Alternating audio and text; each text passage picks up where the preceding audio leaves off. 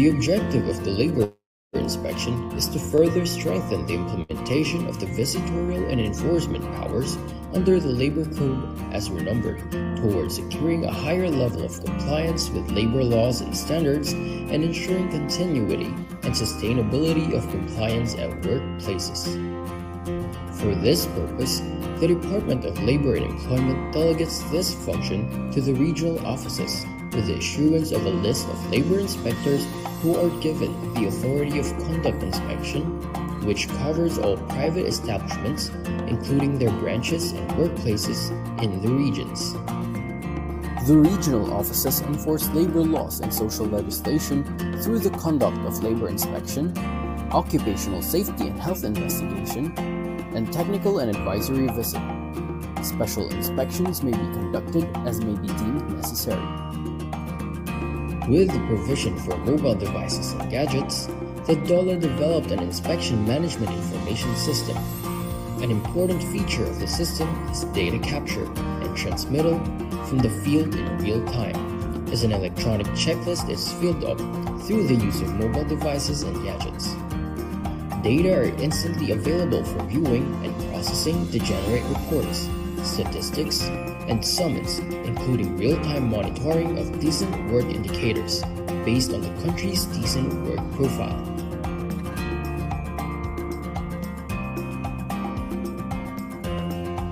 The TAV, or Technical and Advisory Visit, aims to provide assistance to the micro-establishments, or establishments that have 1 to 9 employees, to be sustainable, productive, and competitive.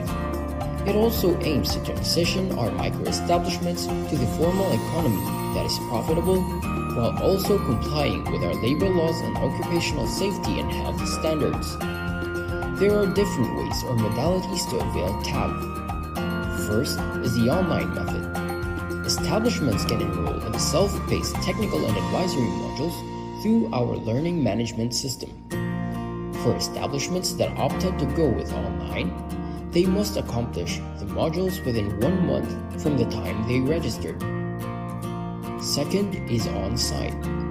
The DOLE regional, field, and provincial offices conduct on-site or face-to-face orientation for the technical and advisory services, wherein micro-establishments are invited to attend. Third is hybrid setup. Establishments can enroll in on-site sessions and attend virtual meetings or webinars using various online platforms like MS Teams, Viber, Skype, Zoom, or Google Meet. Establishment owners carry a big responsibility to comply with labor laws, including submitting reports and providing documents like payroll records during inspections. But the manual filing process is a major challenge. They need to spend time, money, and effort to fill out forms and deliver them to the DOLE office, often dealing with traffic and delays. Sometimes, there's a long wait just to confirm if the report is accurate and complete.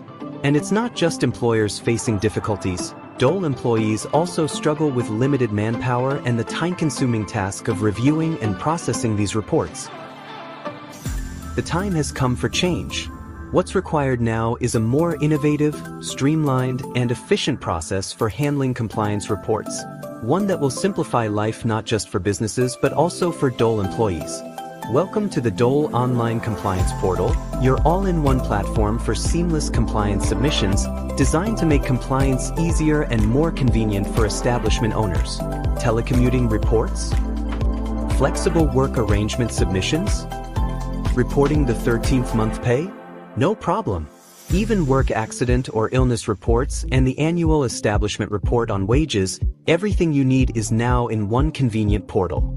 Plus, the online compliance portal now includes the latest requirement for reporting movie and television shoots under Department Order 246, Series of 2024. All your compliance needs in one place, quick, secure, and hassle-free.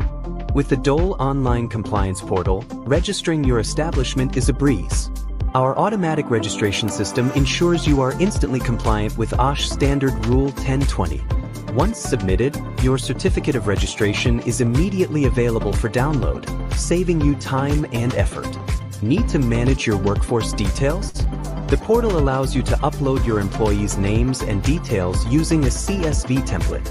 Once uploaded, these details are readily available for reports like the Flexible Work Arrangement Report, where selecting affected employees is as easy as a click.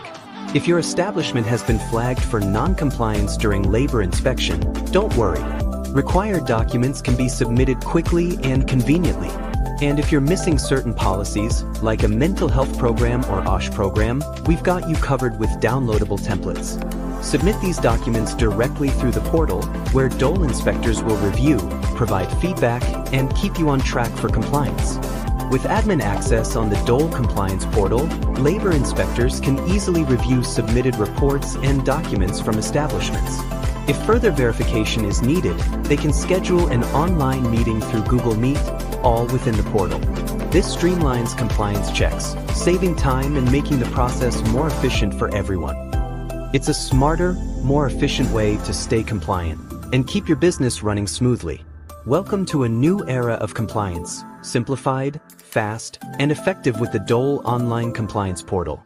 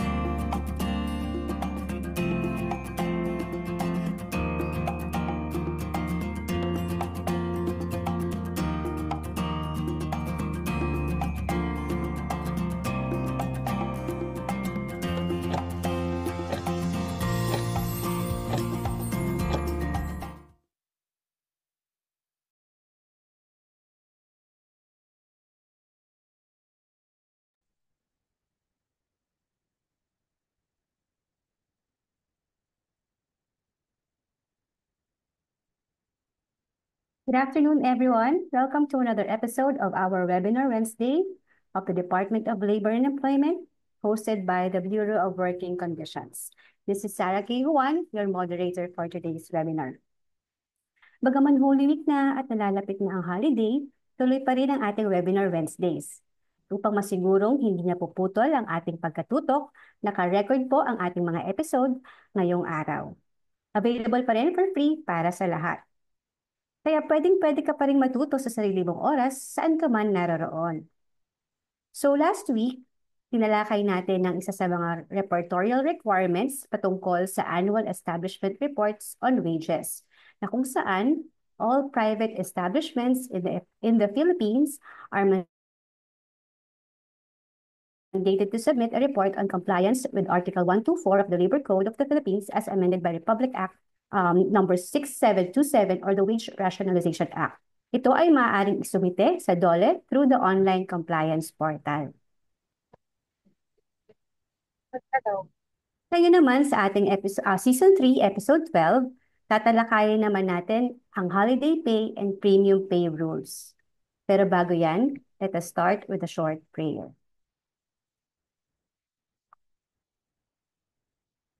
Aming mapagmahal na Diyos, lumalapit po kami sa inyo ngayon na may pusong puno ng pasasalamat para sa pagkakataong magtipon-tipon sa webinar na ito.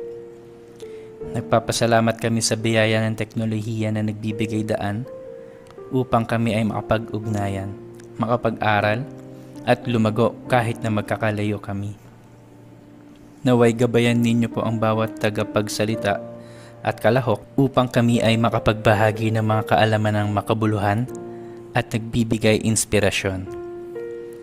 Tulungan ninyo kaming makinig ng bukas ang isipan at puso, handang matuto mula sa bawat isa.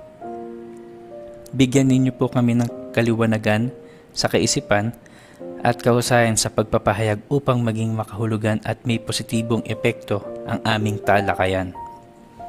Dalangin namin na ang session na ito ay magtaguyod ng pagkakaunawaan, pagkakaisa, at pagbabahagi ng kaalaman na kapaki-pakinabang para sa lahat. Naway madama namin ang inyong presensya sa aming kalagitnaan, na nagtutulak sa isang espiritu na pagkakaisa at respeto. Nagtitiwala po kami sa inyong banal na karunungan upang kami ay gabayan sa anumang pagsubok o hamon na maaari naming harapin sa araw na ito. Sa pagtatapos ng aming pagsasama-sama, naway bitbitin namin ang mga aral na aming natutunan ng may panibagong layunin at dedikasyon. Sa pangalan ni Jesus, kami po ay nananalangin. Amen.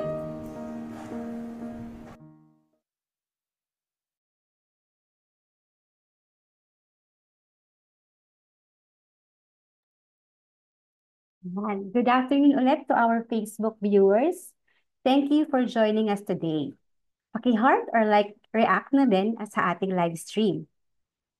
Please hit the follow button on our Facebook page, Dole BWC 1949, to get updated on the latest announcements and to know more about the labor standards and occupational safety and health standards in the workplace. Please share this live stream to your friends, family, and colleagues, and use hashtag Webinar Wednesdays. For questions or clarifications, please use the comment section under this screen, and this will be addressed by our resource speaker during the question and answer portion. So again, good afternoon and welcome sa ating Season 3, Episode 12 ng ating Webinar Wednesdays. And ang topic natin ngayong araw ay tungkol sa holiday pay and premium pay rules. So ano nga ba daw ang holiday and premium pay rules? Paano at sino ang entitled sa holiday and premium pay? Alamin natin yan at tunghayan. So, it is a great pleasure to introduce to you our speaker for today. To provide us with her insights and knowledge with the subject topic, we are proud to have us with this afternoon our resource person, a Labor and Employment Officer 2 from the Policy Program Development Division of the Bureau of Working Conditions, our beloved Facebook Live viewers. Let us all welcome our very own Ms. Emeline D. Fernandez. Ms. Ems, the floor is yours.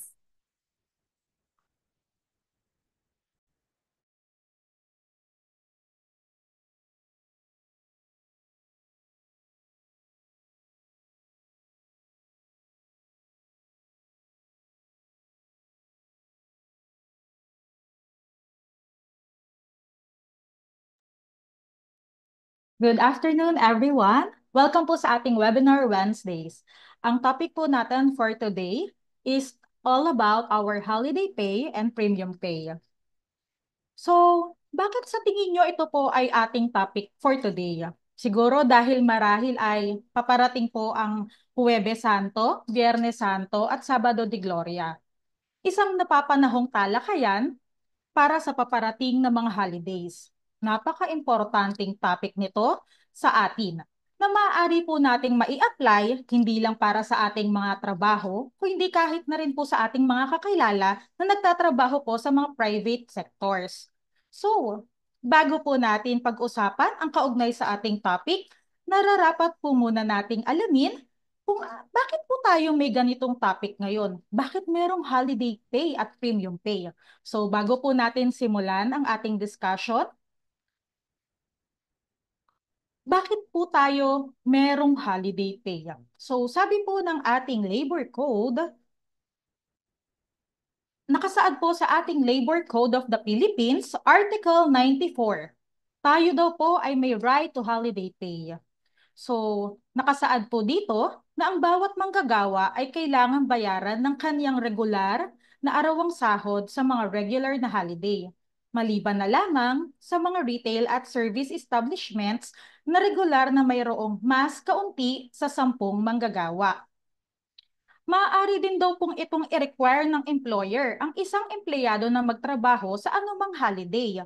Ngunit, ang empleyado ay kailangan bayaran ng kanyang compensation na katumbas ng 2 beses sa kanyang regular na sahod. Yun daw po ang sabi ng ating Labor Code of the Philippines. So, bago natin simulan, sino-sino po ang covered ng ating holiday pay at premium pay?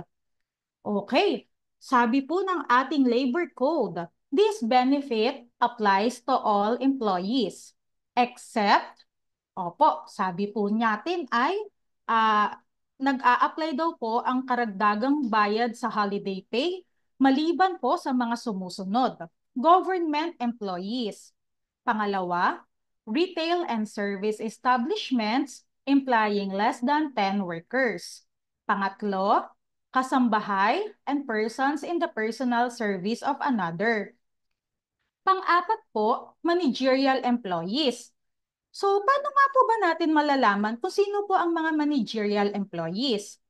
So, ang sabi po natin, ang pangunahing tungkulin ng mga managerial employees ay pamahalaan ang establishment kung saan sila ay nagtatrabaho o isang department o maaaring branch po nito. Karaniwan daw po at regular nilang pinangangasiwaan ang trabaho ng dalawa o higit pang mga empleyado. Meron din daw po silang kapangyarihang kumuha o magtanggal ng ibang mga empleyado o kaya maaari rin daw po silang magbigay ng suggestions at recommendations regarding sa pag-hire, pag-terminate, at pag-promote o anumang pagbabago sa katayuan ng ibang empleyado ay maaaring ibigay ng espesyal na timbang. Yun po ang trabaho o tungkulin ng isang managerial employees. So, panglima daw po, officers or members of managerial staff. Sino naman po kaya sila? Sila daw po yung mga opisyal o miyembro ng isang managerial staff. Kung sila ay nagsasagawa ng trabaho, may direktang kaugnay sa mga patakaran ng pamamahala ng employer. Karaniwan at regular nilang ginagamit ang pagpapasya at meron din po silang independent judgment. Meron din daw po silang regular at direktang pagtulong sa may-ari o managerial na empleyado sa pamamahala ng mga establishment or branches nito kung saan siya ay nagtatrabaho. Sa pangangasiwa ng mga trabaho na may kinalaman sa espesyal o teknikal na larangan. Pang-anim po, ang mga field personnel, including those who are engaged on task po. So, next slide po. Yun. Sabi po, ang holiday pay daw po ay refers to the payment of the regular daily wage for any unworked regular holiday. Uulitin ko po ang salitang unworked regular holiday. So, para po sa taong 2025, ang ating mga regular holidays, ayon po sa Proclamation number 727, ay ang January 1, which is our New Year's Day, April 9. Itong nakaraang April 9 daw po, araw ng Kagitingan ay isang holiday pay, regular holiday po. Yun po, darating na rin po ang ating Huwebes Santo ngayong April 17, April 18 para sa Good Friday. At ang araw ng mga manggagawa ay tinuturing din daw pong regular holiday, which is the Labor Day sa May 1. Araw ng Kalayaan sa June 12. Araw ng mga bayani sa August 25. Pero lagi po nating tatandaan na nag-iiba-iba po ang petsa ng National Heroes Day dahil sabi po ng batas, ito daw po ay last Monday of August. So hindi po siya laging August 25. Depende po kung anong petsa babagsak ang huling Lunes sa buwan ng Agosto po. November 30 para sa Bonifacio Day, Pasko para sa December 25 at Rizal Day sa December 30. Ayan po. Bilang karagdagan sa mga regular na holiday na aking nabanggit, tinuturing din po ng Article 94 ng Labor Code of the Philippines ang araw na itinakda ng batas para sa pagdaraos ng pangkalahatang eleksyon bilang isang holiday. Gayunpaman, ang mga proclamations ay nagdedeklara ng mga pangkalahatang eleksyon bilang mga non-working day, tulad na lamang noong nagdaang 2019 at 2022 national and local election at ang 2023 barangay at sangguniang kabataan elections. Higit pa rito, para sa mga movable na regular na holiday, ang ating Pangulo ay naglalabas ng isang proclamation na nagtatakda ng petsa na ipagdiriwang bilang isang holiday. Dagdag pa rito, ang ating Pangulo ay naglalabas ng isang proklamasyon taon-taon na nagdedeklara ng mga partikular na petsa bilang mga regular na holiday na ipinagdiriwang sa buong bansa. Ayan. Kita naman po natin. Ayon po sa ating Proclamation number 727, ito po ay inilabas noong October 30, 2024. Ang naglabas po nitong proclamation ay ang Office of the President. Ito pong proclamation na ito ay nagtatakda ng mga regular na holidays at special non-working days para sa taong 2025. Inuulit ko po, ang Proclamation number 727 ay para po lamang sa mga regular holidays and special non-working days para sa taong 2025 po lamang. Ibig sabihin, pagtungtong po ng 2026, maaari pong ang ilan dito ay mag-iba. Tulad na lamang po ng aking nabanggit na Holy Week, pwede pong mag-iba ang petsa noon by next year. Ayan po. For the regular holiday, ang bawat empleyado pong saklaw o sakop ng holiday payroll ay entitled sa minimum wage rate. Ibig sabihin po nito, ang empleyado ay may karapatan na hindi bababa sa 100% ng kaniyang minimum na sahod kahit na hindi siya pumasok sa kaniyang trabaho. Basta't siya ay nagtrabaho o naka-leave with pay sa kaniyang last workday bago ang mismong araw ng regular holiday. Kung sakali man po na ang empleyado ay magtatrabaho sa mismong araw ng regular holiday, karapat-dapat na bayaran ng hindi bababa sa 2 beses or 200% ng arawang sahod ng empleyado ang kaniyang matatanggap. Ayan po, uulitin ko po, if unwork o hindi pumasok sa trabaho, ang empleyado ay kailangang bayaran ng 100% ng sahod para sa araw na iyon. Basic wage times 100% kung hindi po siya papasok. Pero bago po yun, may condition po tayo. May condition of entitlement po tayo para makatanggap siya ng 100% pag hindi siya pumasok. Kailangan daw po present or on leave with pay on the last workday prior to the holiday. Yun po. If work o pumasok sa trabaho, ang employer ay kailangan bayaran ang kabuuang 200% ng sahod ng empleyado para sa araw na iyon sa unang 8 oras.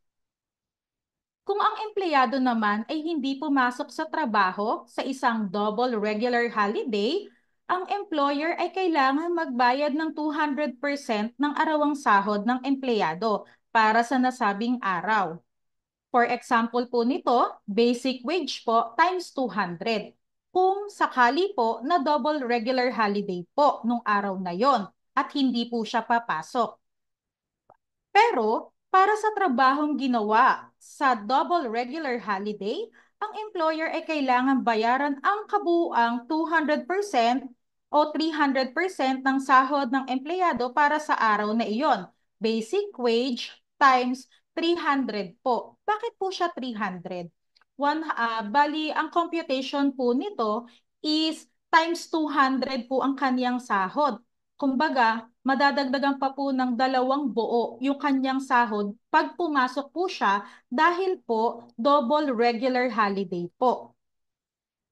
Ito na po. Kung may 2 magkasunod na regular holiday, tulad na lamang po itong darating na Huwebes Santo at Biyernes Santo. Ang Huwebes Santo at Biyernes Santo po ay parehong regular holiday. Hindi kailangan bayaran ang empleyado para sa parehong holiday kung siya po ay hindi nakapasok sa araw bago po ang holiday.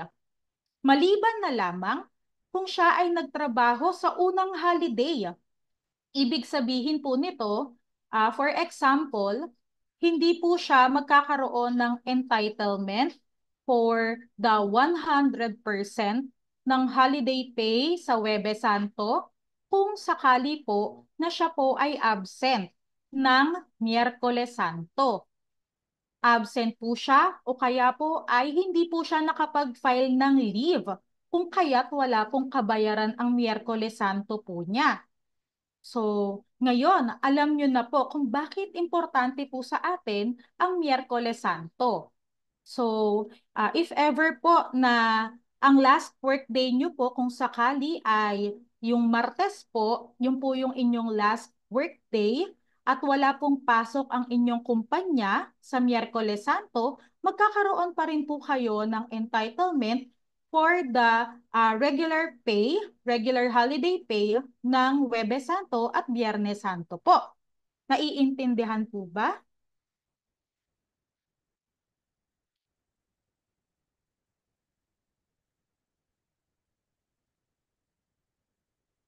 Opo.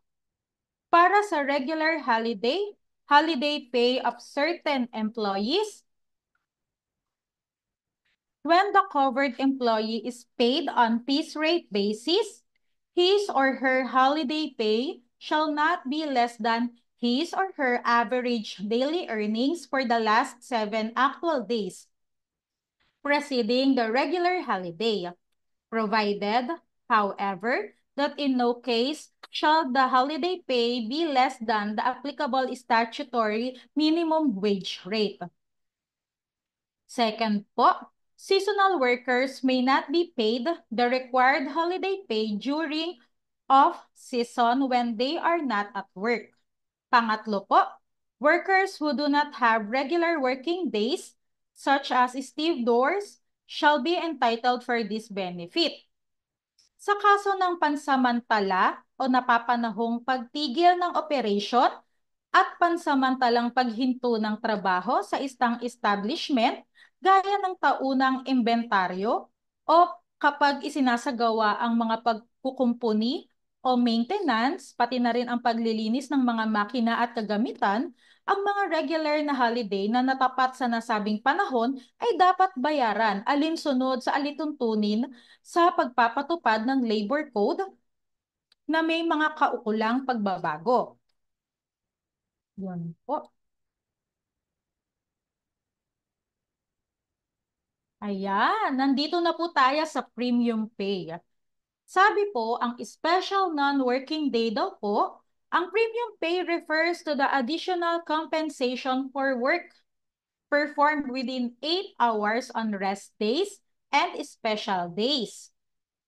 Sabi po natin, ang premium pay daw po ay tumutukoy sa karagdagang bayad para sa trabahong isinagawa sa loob ng 8 oras sa mga araw ng pahinga at mga espesyal na araw. So ano-ano po ang mga ito?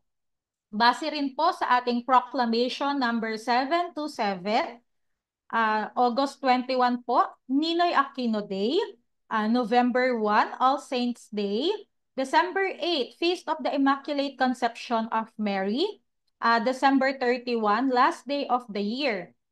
Meron din po tayong mga additional special non-working days. Katulad po ng Chinese New Year noong January 29, Black Saturday, itong paparating na April 19, December 24, Christmas Eve, at ang October 31, All Saints Day Eve.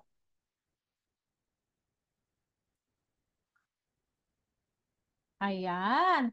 Ito po ang computation. Sabi po, kung ang empleyado ay hindi magtatrabaho, ang prinsipyong no work, no pay ay ipapatupad maliban na lamang kung may umiiral na patakaran ng kumpanya, nakagawi ang practice o kasama ito sa kanilang collective bargaining agreement na nagbibigay ng bayad kahit espesyal na araw at hindi sila makakapasok. Para sa trabahong isinagawa o maaaring sila ay pumasok sa during special non-working day, ang employer ay kailangang magbayad sa empleyado ng karagdagang 30% ng kaniyang sahod para sa unang 8 oras. Ibig sabihin po, kung magkano po ang basic wage, ita-times po natin siya sa 130% para makuha ang kaniyang premium pay. Para naman po sa trabahong isinagawa sa isang special non-working day na natapat po sa araw ng kaniyang rest day or day off, ang empleyado ay maaaring makatanggap ng karagdagang 50% ng kaniyang basic wage sa unang 8 oras sa trabaho. Ang formula po ay basic wage times 150%. Okay po. Para sa trabahong isinagawa sa isang regular holiday na natapat din sa araw ng pahinga ng empleyado, ang employer ay kailangang magbayad ng karagdagang 30% ng batayang sahod mula sa 200% na bayad. Basic wage times 200% times 130%. Ganun po ang pag-compute ng ating premium pay. So, ang special working day, ito po, familiar po kayo dito. Alam ko po na medyo nagkaroon po tayo ng misinterpretation noong nagdaang EDSA Day. So, ito po yon. So, ang sabi po, ang special working day, ito daw po yung work performed on a declared special working day. An employee is entitled only to his or her daily wage. No premium pay is required since work performed on said day is considered work on an ordinary work day. So, para sa trabahong isinagawa sa isang special working day, ang isang empleyado ay may karapatan lamang sa kanyang karaniwang araw na sahod. Walang karagdagang bayad o yung sinasabi nating premium pay na kinakailangan dahil ang trabahong isinagawa sa nasabing araw ay itinuturing na karaniwang araw ng kaniyang trabaho. Katulad na lamang noong nagdaan na February 25. Yun po ay itinakda ng Proclamation number 727 na EDSA People Power Revolution Anniversary. Siya daw po ay considered na special working day. So, ito na po tayo. So, to summarize po, pag holiday pay, when is it due? During regular holidays. Pag premium pay naman daw po, work rendered on a special non-working day or rest day. For additional compensation sa holiday pay po, additional 100% ng ating basic wage.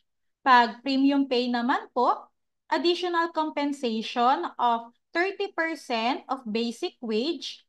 Then additional, pag pumasok po tayo ng special non-working day or rest day po tayo, or additional 50%. Tapos po, for the conditions of entitlement for the holiday pay, kailangan daw po present or on leave with pay po tayo on the last working day prior the regular holiday or present during a regular holiday. Sa premium pay naman po, ang condition of entitlement is actual work rendered. So, ang formula po natin para sa ating holiday pay is basic wage times 100%. Para naman po sa ating premium pay, kung tayo ay papasok ng special non-working day, basic wage times 100%, 130%. Pero, kung sakaling ang special non-working day ay papatak sa mismong araw ng ating rest day, ang formula po ay basic wage times 150%.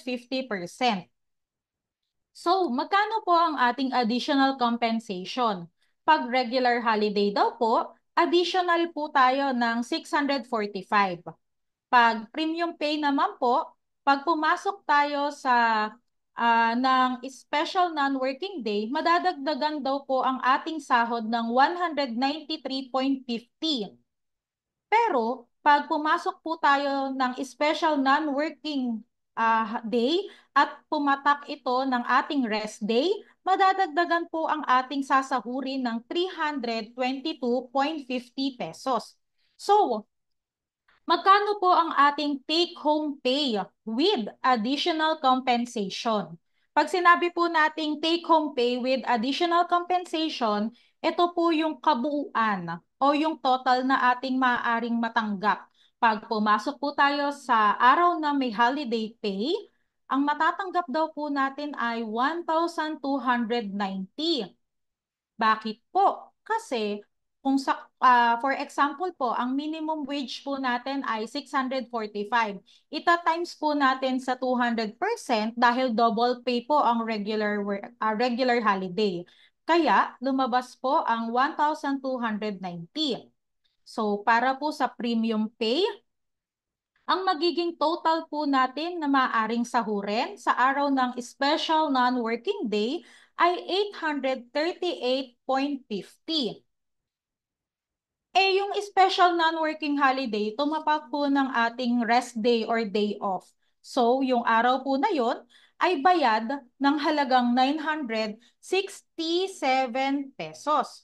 Ayan. So, sana po ay nauunawaan po natin at nakakasabay po tayo. So, para malaman po natin kung talagang naintindihan natin itong discussion natin, magkakaroon po tayo ng isang maikling exercise para malaman natin kung naintindihan po natin kung ano po yung ating napag-usapan. Ayan. So, meron po tayo ditong instruction. Sabi po is, kindly click heart react if the statement is true and sad react if the statement is false. Okay? Tingnan nga po natin kung naunawaan talaga natin ang ating mga napag-usapan kaugnay sa holiday pay at premium pay. Paki-react na lang po kung heart, kung tama, at sad react pag mali. So, para sa unang statement, kailangan pumasok or naka-leave with pay ang empleyado sa kanyang last work day bago ang regular holiday para magkaroon siya ng entitlement sa holiday pay. Sige nga po, sa tingin nyo po, tama po ba to? Paki-heart react naman po kung tama at sad react kung sa tingin po natin ay false base po sa ating mga discussion kanina. Yan, sige po. React-react lang po tayo. Ayan. Sa mga sumagot po ng heart, ayan, tama po kayo. Gaya po ng ating nabanggit kanina, ang condition of entitlement for holiday pay ay dapat bayad or naka-leave with pay sa last workday bago mag-regular holiday. Therefore, tama po ang ating unang statement. Marami po bang sumagot ng heart? Ito po, para po sa ating pangalawang statement. Ayan. Maaaring makatanggap ng 100% ng kaniyang sahod ang isang manggagawa na hindi papasok sa isang special working day. Ayan, para sa pangalawang statement, maaari daw pong makatanggap ng 100% ng kaniyang sahod ang isang manggagawa na hindi papasok sa isang special working day. Sa tingin po ba natin, ito po ba ay tama? Heart react po tayo and then sad react po kung sa tingin natin is mali ang statement po. Ayan, marami na pong sumasagot. Ayan, ang sabi po ay mali, false. Bakit po kaya? So, nabanggit po natin kanina na ang special working day ay may treatment na ordinary work day. So, kung hindi po tayo papasok, magiging absent po tayo at walang bayad sa araw na iyon. Gaya nga po ng nabanggit ko, no work, no pay po tayo pag special working day. Unless kayo ay nakapag-file ng leave with pay. Ang example po natin dito, sa nabanggit ko kanina, ay ang EDSA Day noong February 25. At kung kaya, ang second statement po natin ay false. Okay po ba? Yan, marami na pong nakakasabay sa atin. Ayan, para naman po sa pangatlong statement, Maaaring makatanggap ng 100% ng kaniyang sahod ang isang manggagawa na papasok sa mismong araw ng regular holiday, kahit na siya ay absent o naka-leave without pay sa kanyang last workday bago mag-holiday. Sa tingin po ba natin, is it true? Heart react po tayo? Or kung sa tingin po natin ay false o mali, sad react naman po tayo dyan. Ayan. Ang dami na pong sumasagot. Mukhang talagang naiintindihan po natin ang ating pinag-uusapan. Yan. Yun. Ang sabi po natin ay mali o false. Bakit po kaya siya false? Kahit po kayo ay absent o naka-leave without pay a day before the regular holiday, pero kayo po ay pumasok sa mismong araw ng regular holiday, kayo po ay entitled para sa 200% nito. So, ibig sabihin po nito, pag pumasok po kayo sa mismong araw ng regular holiday, kahit pa man na-absent po kayo prior to that day, kayo po ay entitled sa 200% ng inyong basic salary po. So, yun po. Tama po para sa sumagot ng SADREAC. Okay po. Ayan, para sa pang-apat na statement, maaaring makatanggap ng 100% ng kanyang sahod ang isang manggagawa na hindi papasok sa isang special working day. Okay po. Special working day. Ano po ba tayo? Heart react? Tama po ba? Or sad react dahil mali? Ano na lang po, react po tayo. Ayun. Ang sabi po natin ay mali po ang statement. Ang hindi pagpasok sa araw ng special non-working day ay no work, no pay po ang treatment. Kaya dahil hindi pumasok ang empleyado, siya ay hindi makakatanggap ng 100% ng kaniyang sahod. Yun po ang sabi ng ating batas. Ayan. Para sa panglimang statement po, no work, no pay sa manggagawang hindi papasok sa araw ng Pasko. Yan, para sa panglimang katanungan, no work, panglimang statement po, no work, no pay para sa manggagawang hindi papasok sa araw ng Pasko. Sa tingin po natin, tama po ba siya or mali?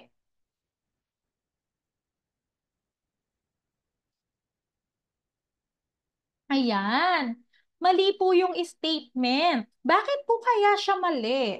Ano po ba ang Pasko? December 25. Regular holiday po ba siya or special non-working day? So, yan. Tama po. Ang Pasko ay considered as regular holiday at hindi po ito special non-working day. Kung kaya't, hindi po applicable ang no work no pay dito.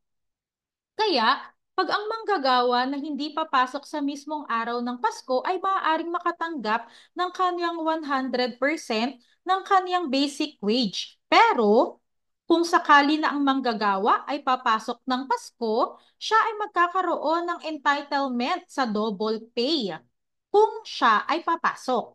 Pero, meron po tayong pero.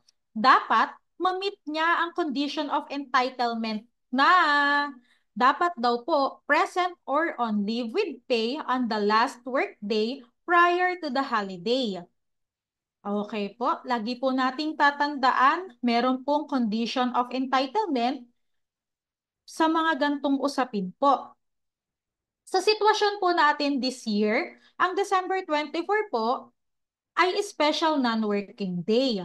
If ever na di pinapasok ng company ang kanilang manggagawa ng December 24, ay magiging last workday niya ay magiging December 23. Eh what if may gantong senaryo? Minsan hindi maiiwasan na magkaroon ng gantong senaryo. May pasok ang company ng December 24, pero pinili niyang hindi pumasok. di naman din siya nakapag-file ng leave with pay. Since December 24 is a special non-working day, no work, no pay po tayo dito.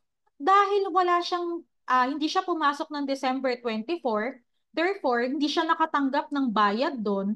So, dahil hindi siya bayad ng December 24, mawawalan po siya ng entitlement for the December 25 holiday pay. Unless, lagi pong may unless, pumasok po siya sa mismong araw ng Pasko. Kung papasok po siya sa araw ng Pasko. Ayun po. So, with that po, ayan, maraming salamat po sa inyong pakikinig. Sana po ay may natutunan po tayo sa aking presentation. Maraming salamat po. Thank you, Miss Ems, for that very informative lecture, no? And for sharing information about the holiday and premium pay rules. And I am sure na maraming natutunan ng ating mga viewers sa ating webinar. At although maganda yung naging exercise natin in determining the holiday and premium pay entitlement, pero siyak marami pa rin gustong magtanong, no, dito sa ating webinar. So, for the Q&A or question and answer segment, while recorded on webinar, we still pulled some questions we have received encountered tungkol sa topic. If ever we missed some of your questions, rest assured that our social media team will answer it later.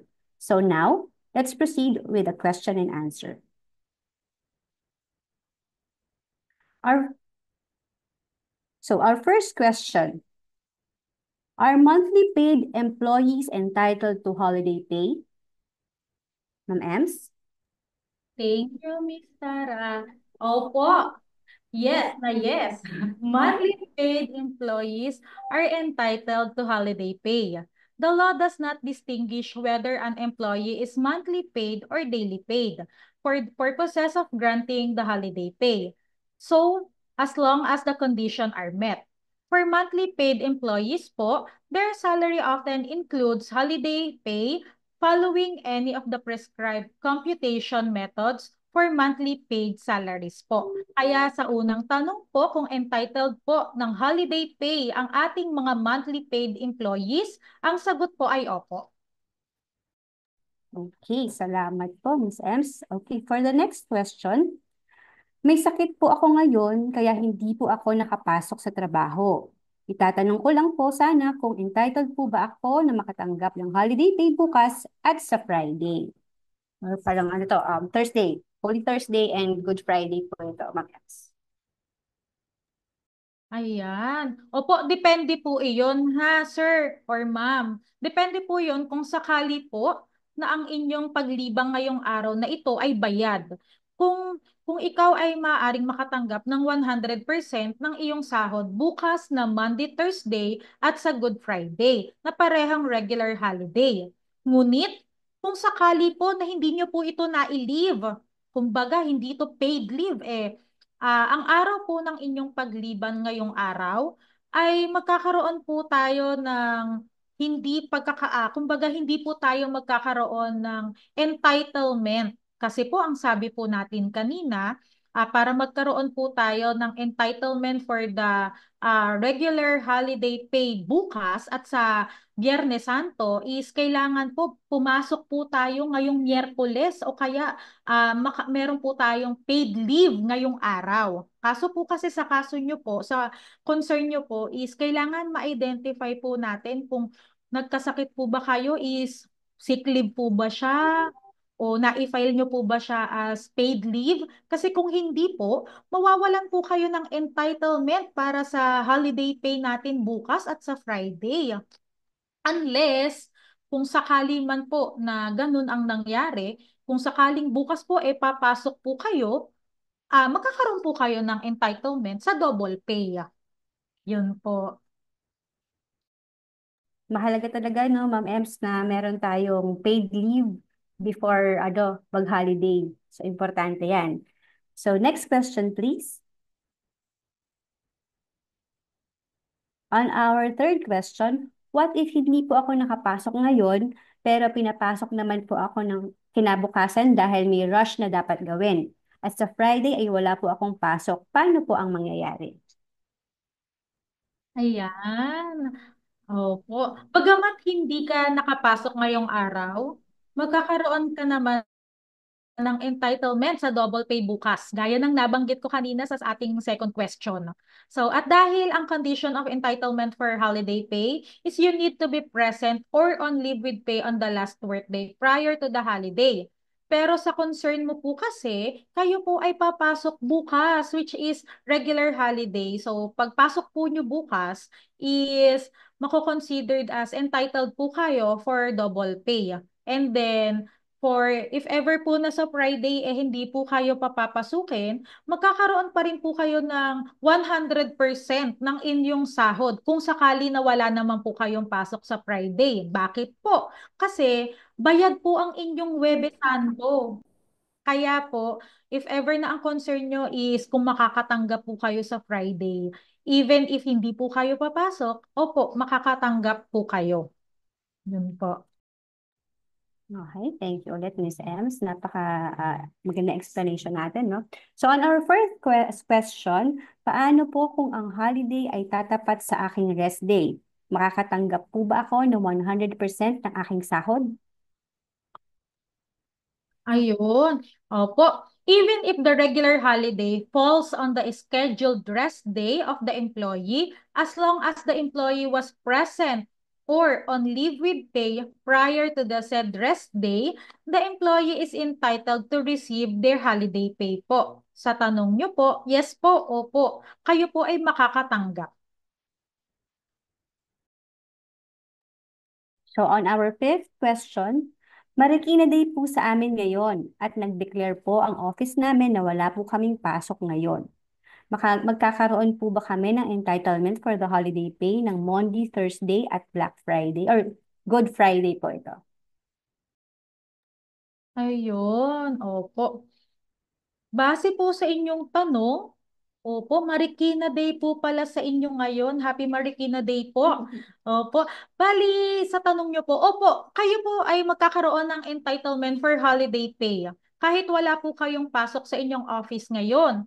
Dahil, company nyo naman po ang nag-declare ng wala po kayong pasok. So, ang sabi naman po ng ating condition of entitlement for the regular pay is kailangan pumasok po tayo o naka-leave with pay po tayo sa last work day. Which is ang last work day po natin, kahapon. Pumasok naman po siguro kayo kahapon, April 15, di ba po? So dahil pumasok po kayo kahapon, at si company naman po ang nagsabing wala po kayong pasok ngayong Miyerkules Santo. Therefore po, kayo po ay magkakaroon ng entitlement para sa mga paparating pong holiday. Dahil ang last work day nyo po is yung April 15 po. Yun po. Sana po ayun, maraming salamat po. Last question natin, Ms. Ems. So, that would be all for our question and answer. So again, thank you for sending your questions and active participation to our webinar Wednesdays. And this concludes our webinar for today. Thank you, Ms. Ems, for our Labor and Employment Officer 2 of the Bureau of Working Conditions, for sharing information about the holiday and premium pay rules. Any final message for our viewers, Ma'am Ems? Opo. Maraming salamat po sa pakikinig at naway maging ligtas po tayo ngayong paparating na Holy Week po. Maraming salamat po. Ayan. So, if ever po na meron po tayong mga further questions about the holiday pay and premium pay, you may send us an email at ask@bwc.dole.gov.ph or you can call our DOLE hotline 1349. Again, please do search and follow us at DOLE BWC 1949 on Facebook, X or formerly Twitter, YouTube, and Viber to get the latest announcements and activities of the BWC and DOLE. I-share nyo na rin po ang aming video at ang video na ito sa inyong mga friends, family, and colleagues at gamitin ang hashtag Webinar Wednesdays para inform din sila sa mga programa para sa mga manggagawang Pilipino ng BWC at DOLE at ng mga attached agencies nito. On behalf of the Bureau of Working Conditions, we want to say thank you and see you on our next episode. Again, this is Sarah K. Juan, your moderator, signing off. Maraming pong salamat and have a holy week.